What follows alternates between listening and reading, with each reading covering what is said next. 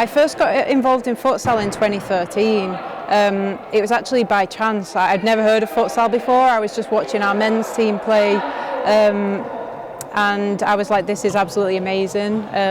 You know, and I asked the club what opportunities there were for girls, and at the time there wasn't anything. They wanted to get something started, but they just really hadn't had anybody to take it on at that point. So I was like, I will definitely be the one to get this started, because I just realised how much of an amazing sport it was from the get-go, really.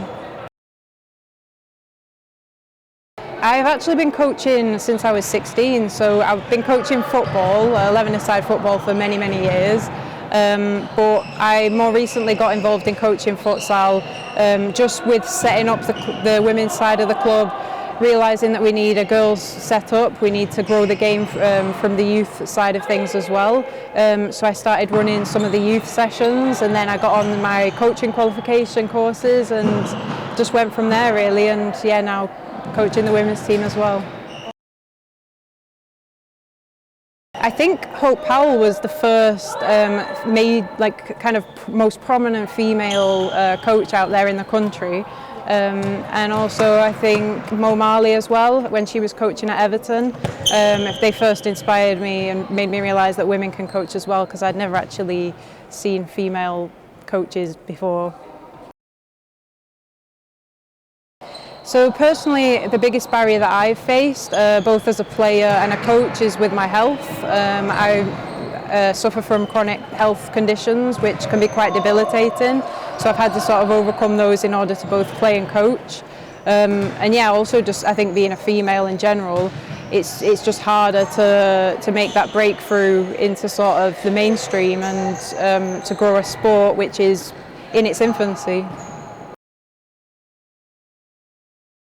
I think it's the intensity, the excitement of it, how fast-paced it is, how many touches you get on the ball compared with ordinary football as well. It's something like 6 times as many touches. So I think, yeah, the combination of the speed, the intensity, all of the touches makes it an amazing, exciting sport. So we have recently qualified for the Nationals in the National Futsal Series. So we're playing the best teams from up and down the country. We lost our first game 3-2 at the weekend, but we faced arguably the toughest side in the whole of the country. And we gave a really good account of ourselves. So I'm really optimistic for the rest of the season going forward.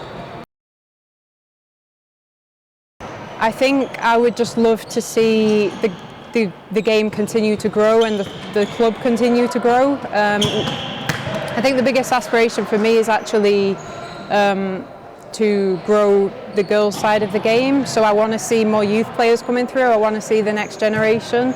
It's all well and good growing the women's side, but we need the next generation coming through as well.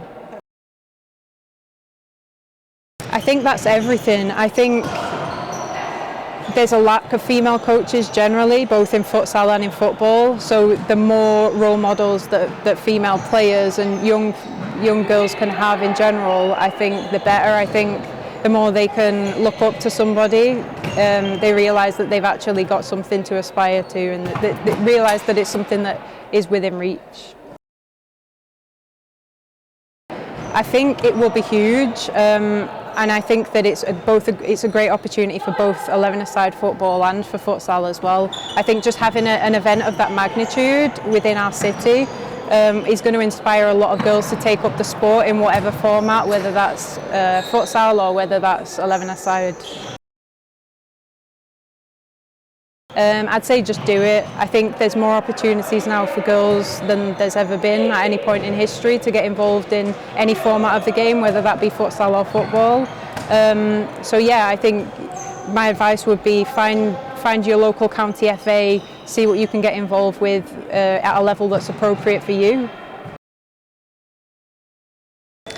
So I first got into playing futsal when I went to university, so I was 18 years old.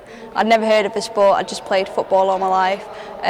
But one of my coaches at university basically asked me if I'd be interested in playing for the deaf futsal team. So I just researched about futsal, I got invited down to a trial and sort of my futsal journey started from there really, and developed in disability and mainstream. So when I was younger, like I said, I didn't know what futsal was or what sport it was really. It wasn't really well known. So I played football as a youngster, and my role models were the likes of like Karen Carney, Kelly Smith. So I used to go and watch them as a young girl, and they were sort of, you know, the people that I looked up to, and I was like, I want to do that. I want to play football. So yeah, and obviously they've gone on to do other things now as well. So they're still sort of the people that I look up to. Yeah, so I started playing for England Deaf Futsal when I was 18 years old, and I was lucky to play in 1 World Cup and 2 European Championships. So we did the World Cup in Thailand where we came 5th, losing to Germany on penalties. And then we went to the European Championships and we came 3rd and got a bronze medal there, beating Spain to get that bronze medal, so that was really positive. And I was involved since the age of 18, I'm 29 now, so it's been like 10 years, and it's just been really positive to see the change that's happened from start to end really. And now they've got a 11-a-side set up, so they've got a deaf team that are currently training for the Deaf Olympics this year, so that's looking really positive as well. I think it's really important just to sort of allow girls that are within that pathway to recognise that there is opportunities for them to get involved and they're not sort of excluded, and it's also an opportunity for them to come down and take part and sort of realise that they can do this, and if they want they can go and develop that within mainstream clubs as well. It's not completely separate, it's sort of a pathway that runs parallel to the mainstream, and I just think it's just really important to allow them to have their opportunities.